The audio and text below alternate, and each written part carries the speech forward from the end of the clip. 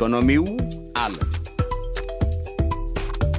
አቢሲኒያ ባንክ ትላንት 17.5 ሚሊዮን ገደማ አክሲዮኖችን በማስመዝገብ በይፋ የኢትዮጵያ የሰነደ ሙዓለ ንዋዮች ገበያን ተቀላቅሏል። ምዝገባው የባንኩ 12143 ባለድርሻዎች አክሲዮኖቻቸውን ከፈለጉ በሁለተኛው ገበያ እንዲሸጡ እድል የሚፈጥር ነው። የአቢሲኒያ ባንክ ዋና ስራ አስፈጻሚ በቃሉ ዘለቀ ምዝገባው ለአዲስ የባለ አክሲዮን ተሳትፎ መንገድ የሚከፍት እንደሆነ ተናግረዋል። ይህም ለባለ አክሲዮኖቻችን የበለጠ ግልጽነትን፣ በካፒታል ገበያ ውስጥ ሰፊ ተሳትፎና ዘላቂ እሴት መፍጠርን የሚያጠናክር ጉልህ እርምጃ ነው። የዛሬው ምዕራፍ ለባንካችን አዲስ የባለ አክሲዮን ተሳትፎ መንገድ የሚከፍት የተጠናከረ ተቋማዊ አስተዳደርን የሚያጎለብትና በካፒታል ገበያ ላይ ያለን ተሳትፎ የሚያሳድግ አዲስ ጉዞ መጀመሪያ ነው። በ1988 የተመሰረተው አቢሲኒያ ባንክ ለሽያጭ ያቀረበው 15 ሚሊዮን መደበኛና 3 ሚሊዮን 125 ሺህ አዳዲስ አክሲዮኖችን ነው።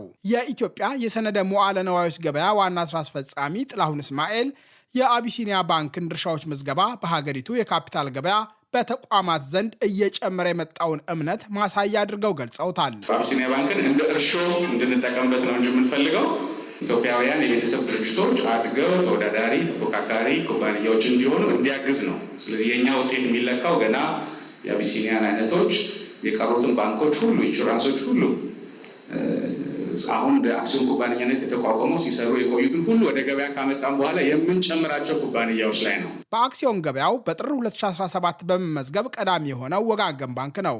ከዚያ በኋላ ገዳ ባንክ፣ አዋሽ ባንክ፣ አባይ ባንክ ድርሻዎቻቸውን በማስመዝገብ የአክሲዮን ገበያውን ተቀላቅለዋል።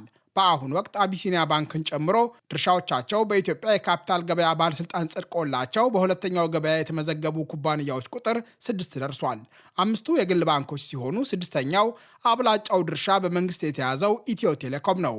ከኢትዮጵያ ካፒታል ገበያ ባለስልጣን የመጀመሪያው የሰነደ ሙዓለ ንዋዮች ገበያ አከናዋኝ ፈቃድ በተሰጠው ኢትዮ ፊደሊቲ ሴኩሪቲስ ዋና የህግ ተገዥነትና የስጋት አመራር መኮንን ሆነው በመስራት ላይ የሚገኙት ይስሐቅ ተካ ባንኮቹ ቅድመ ሁኔታዎችን የሚያሟሉ በመሆናቸው ለምዝገባ ተመራጭ እንደሆኑ አስረድተዋል። ብሔራዊ ባንክ ሬጉሌት ስለሚያደርጋቸው የኮርፖሬት ገቨርናንሳቸውም የኦዲት ሪፖርቱ ምኑም ሊስትድ ለመሆን የሚሟሉ ክራይቴሪያዎችን ባይ ዲፎልት የሚያሟሉ ናቸው።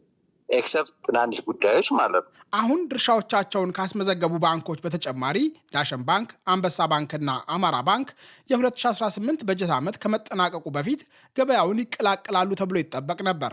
የባንኮቹ ድርሻዎች ከተመዘገቡም በኋላ ቢሆን ግን የደራ ገበያ ለመፍጠር አገሪቱ ተጨማሪ ጊዜ የሚያስፈልጋት ይመስላል።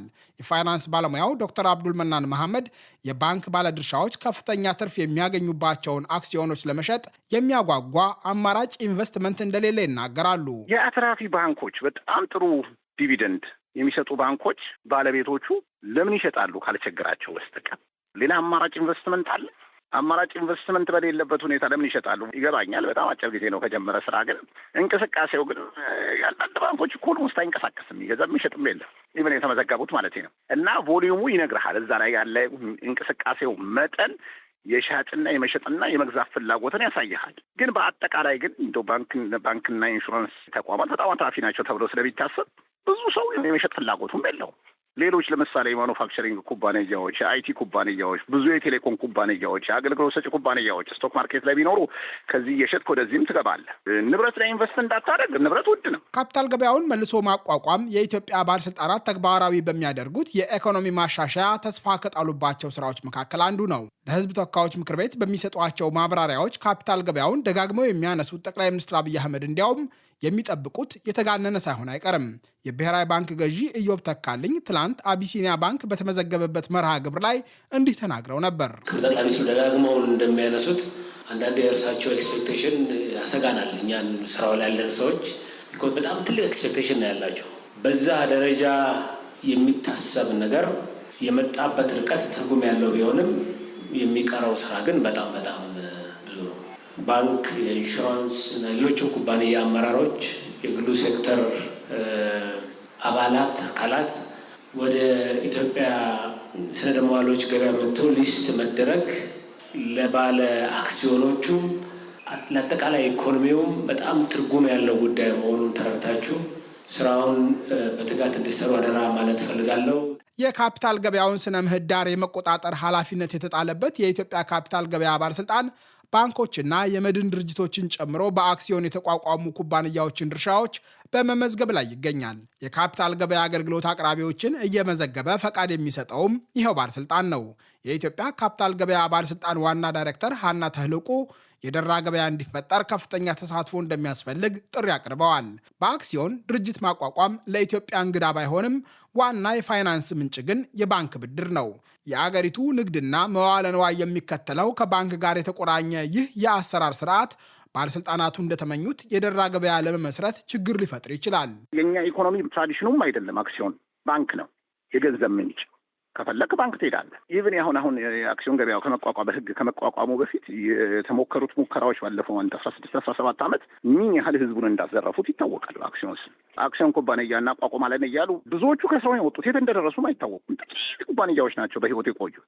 አየህ፣ የኛ ልምድ አይደለም፣ ትራዲሽን ይባላል። የባንክ ትራዲሽን ያለህበት ሀገር ጀርመን የባንክ ትራዲሽን ነው ሞር ከአክሲዮን ትራዲሽን። አንግሎ ሳክሰን ደግሞ የምትላቸው ሀገሮች ዋና የገንዘብ ምንጭ አክሲዮን ገበያ የሆነበት እንግሊዝ፣ አሜሪካ ደግሞ አሉ። አይገርም? እና ታሪክህም በጣም ይወስነዋል።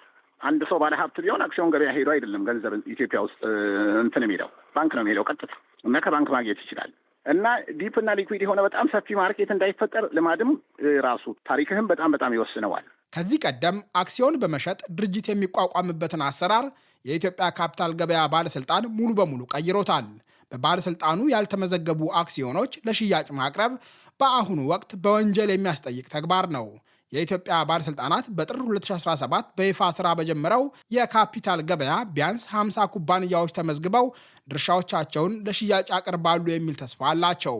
በዋናነት ትኩረት የተደረገው የባንክና የኢንሹራንስ ኩባንያዎች ላይ ቢሆንም አቶ ይስሐቅ ግን በመኖሪያ ቤቶች ግንባታ ስራ የተሰማሩ ኩባንያዎች ጭምር የረዥም ጊዜ ፋይናንስ በሚያመቻቸው ገበያ ሊመዘገቡ እንደሚችሉ ተስፋ አላቸው።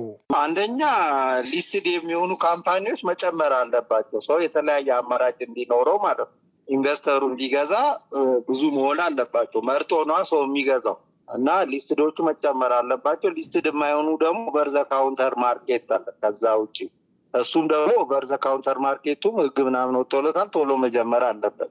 አንዴ ነው። ሁለተኛ ደግሞ ኢንቨስተሩ ደግሞ ኤጁኬትድ መሆን አለበት፣ ማወቅ አለበት የት ጋር ኢንቨስት እንደሚያደርግ ኢንቨስተሩ እንትን ማለት አለበት። የፋይናንስ ባለሙያው ዶክተር አብዱል መናን ግን የካፒታል ገበያው ስኬት የሚመዘነው በባንኮችና የመድን ድርጅቶች ብቻ ሊሆን እንደማይገባ ይሞግታሉ። በኢኮኖሚው ተጨባጭ ለውጥ የሚያመጡ ግብርናና ማኑፋክቸሪንግን በመሳሰሉ ዘርፎች የተሰማሩ ኩባንያዎች ተመዝግበው የሚፈጠር ግብይት ያስፈልጋል። ይሁንና አብዛኞቹ በቤተሰብ የተቋቋሙ ኩባንያዎች ለካፒታል ገበያ የሚያስፈልገውን ጥብቅ ቅድመ ሁኔታ ማሟላት ሊቸግራቸው ይችላል። አብዛኛው በንግድ ላይ የተሰማሩት የቤተሰብ ድርጅቶች ናቸው። በጣም በቅርብ የሚተዋወቁ ሰዎች ማለት ነው። ግልጽነትን አልለመዱ።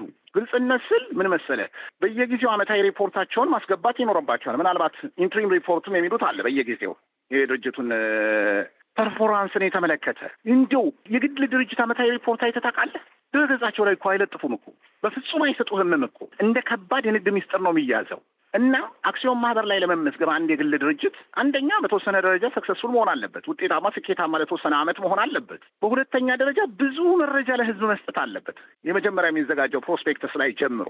ሶስተኛ ደረጃ ደግሞ አትራፊ ድርጅት ከሆነ ያው አዲስ አክሲዮን በሚሰጥበት ሰዓት ትርፍ ማጋራት ይኖርበታል ማለት ነው። በዚህ ደረጃ ፈቃደኛ ያለ ድርጅት አይመስለኝም። የገንዘብ ችግር ካለ እንኳን ማንኛውም ኢንቨስተር፣ የግል ኢንቨስተር ባንክ ሄዶ የሚፈልገውን ገንዘብ ያገኛል። አክሲዮን ገበያ ላይ ገብቶ ያሁላ ህግና ትራንስፓረንሲ ተጠያቂነት እንትን መሆን አይፈልጉም፣ በፍጹም አይፈልጉም። ለዛ ነው በጣም አስቸጋሪ ነው። የዚህ በፊትም ኢቭን ልምድ እንደምናየው ባንክና ኢንሹራንስ ሲቀር የቱ አክሲዮን ኩባንያ ሌላ ሴክተር ውስጥ ኢትዮጵያ ባለፈው ቢያንስ 10 ምናምን ዓመት ውስጥ ብዙ አክሲዮን ኩባንያዎች ሼራቸውን ሲሸጡ አይተናል። የቱ ነው ተሳክቶለት ያየ ነው? ይሄ እኮ በጣም የሚነግረን ነገር አለ እና ለዛ ነው በጣም ፈታኝ ነው የሚሆነው። አድማጮች፣ የዛሬው መሰናዶ ተጠናቀቀ። እሸቴ በቀለ ነኝ። ጤና ይስጥልኝ።